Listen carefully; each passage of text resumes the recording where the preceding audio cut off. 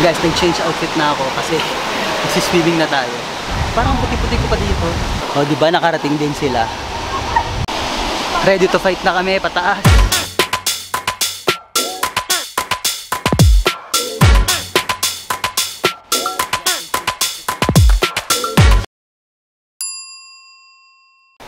Let's do! We are going to the waterfalls. We're gonna chase waterfalls. Please stick to the rivers and the lakes that they're used to. So, we're all ready. English. This one, with the banana. Yes. Ito ang aming baon for today's video. Okay. Ay ko. Wala akong papatay dito. Napatay na. Wala na daw papatayin na ano doon. Wala akong papatay na. We're ready. What's that? Drink. You don't have to close this. Close mo lang. Eh, hindi hindi ko na-gets. Walang, hindi nasususi yun? Hindi. Ang social naman. So this time, we're on our way to do the grocery. Syempre, takot kami magutom, di ba? Tsaka, tipid tips na din to. Palaging mas makakamura kayo kung magbabaon kayo ng food sa outing kaysa naman sa kumain pa kayo sa labas. And besides, mukhang doon sa pupuntahan namin, wala naman masyadong restaurants at saka mga kainan. Anong drinks nga? Isang case ata. Eh, guys, anong drinks ang bibilin? Isang case yung ganon? Tubig. Tubig na. Isang case nga. Yung parang nasa ref. Yellow, tubig. Ay, hindi ko din naman nadala yung Okay, so bili kami ng tubig at saka ng yellow. Soft drinks, do you want something? Revolete to the berry. Okay. I don't know. Let's go. Ano bang kailangan nating inumin? At dito nga kami namili, just a block away from Mayoras Flat. Kita nyo naman, naka-sleepers talaga kaming mamili ha. Swimming na talaga kami dito. Promise. Okay guys, so nakapamili na kami ng ito ang aqua, dala-dala ko. At ayun ang mga dala ni Mark. Ito ng patatin. Go! Okay, now we're ready. Ay, ang tagal din namin hinintay makapagbakasyon ulit at makasama itong si Alessandro at Mayora. 1 year din yun. Pero at least we see to it na kahit once a year ay nagkakasama-sama naman kami. A breath of fresh air, ika nga, is very important from hustling and bustling around the city. At dito talaga sa south of France namin natagpuan ng ganitong serenity at tranquility. Eto nga si Mark, tingnan nyo, nakatulog na sa biyahe, di ba? Oh, there's parking, no? Yan na. Yeah. You have to pay. Oh, we're not gonna pay. No one's gonna check me now. Wow. Only 2 hours. And so, for today's video, tayo naman ay pupunta sa, this is a swimming part ng ating vacation. Kasi pupunta tayo ng waterfalls. We are gonna be chasing waterfalls with Ralph, Ali, and Mark. At tayo ay naka-sleepers na lang. Wala na tayong para madali tayong maglakad. Dahil medyo walkathon itong gagawin natin ito. Sana ang makaya niya mag-walkathon. Guys, naalala ko naman nung mga bata ako, pag pumupunta kami ng Eguio Falls, meron doon sa lugar namin sa Batangas na tinatawag na Eguio Falls. Nung bata kami, doon kami naliligo ng yung talagang maliit pa ako. Parang ganito yung feel. Alam niyo, yung parang talagang hindi masyadong kilala ng buong bayan, pero lokal yung nakakakilala ng lugar. The same vibe. Grabe, parang mangingitim na tayo dito, guys. Kasi sobrang tirik yung araw. Ay, ito nga yung pupuntahan namin, no. Dito. Nagsiswimming na sila. Buti na lang may trunks tayo. La Grotte de la Salamanda. Ayan, may brochure din naman sila. Di ba?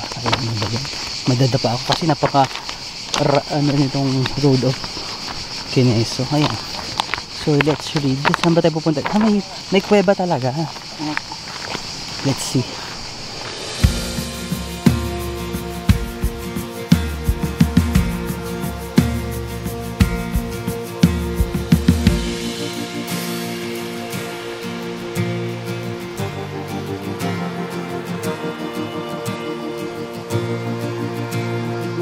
You know, look at their dogs.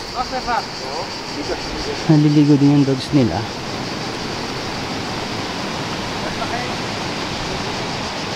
Wow. So these are the falls. Dito ata kung maliligo. So diba, ang sabi niya, i-video daw natin yung paghihirap dito sa ginagawa naming hiking. Para na kami makaligo. Diyos ko. Kita niyo naman guys, kung kailangan namin kalansanin. Para makaligo kami, kailangan namin daanan yun, bababa. May pagka-hiking adventures namin dito. Kasi medyo slippery siya. Hindi siya slippery dahil basa. Slippery siya dahil sa, alam mo yung may parang alikabok ba? Yung, ayan. Tapos bago pa kami makababa, doon talaga sa ilalim para makaligo. Kaya ba natin? Ay, ayan na lang pala eh. Pababa oh. May naka-bloke eh. May naka? Ay, parang jacuzzi oh. Parang jacuzzi. Ganda dun. Yun. Para siyang jacuzzi oh. Based from its rock formation, parang hanggang dito yung tubig noong unang panahon, pero medyo mababa na yung tubig, no? So ayun na nga, parang it's a buwis buhay atang experience to bago makaligo. Imagine nyo naman, delikado pala ang mga batong to ha. Magkamali ka lang ng apak or madulas ka, naku, siguradong duguan ka. Hindi lang yon at bugbog na bugbog ang katawan mo kapag pagulong-gulong ka pa ibaba. Wala pa naman lifeguard dito because it's a public area at medyo malayo ito sa kabihasnan ha. Guys, nag-change outfit na ako kasi swimming na tayo. Parang puti-puti ko pa dito. O, diba nakarating din sila?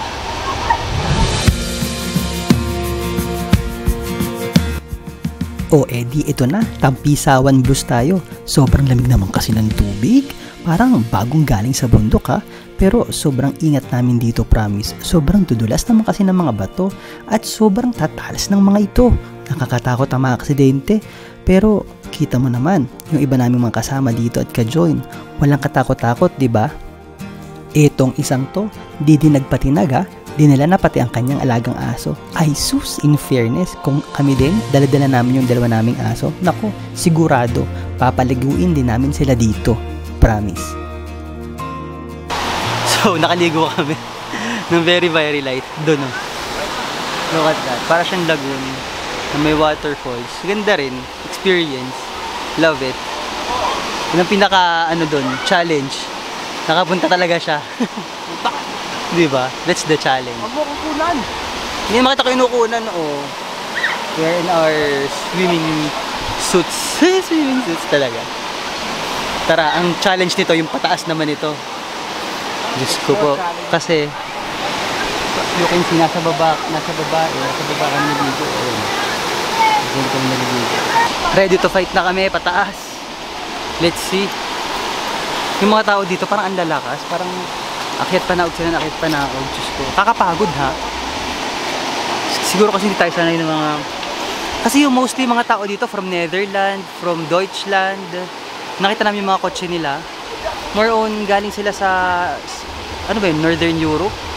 Eh, syempre sila, sanay sila sa mga ganitong mga places na lakaran-lakaran. I can... Okay. So, magbabay na tayo sa place, guys. Thank you for a very wonderful experience. It's a very nice experience.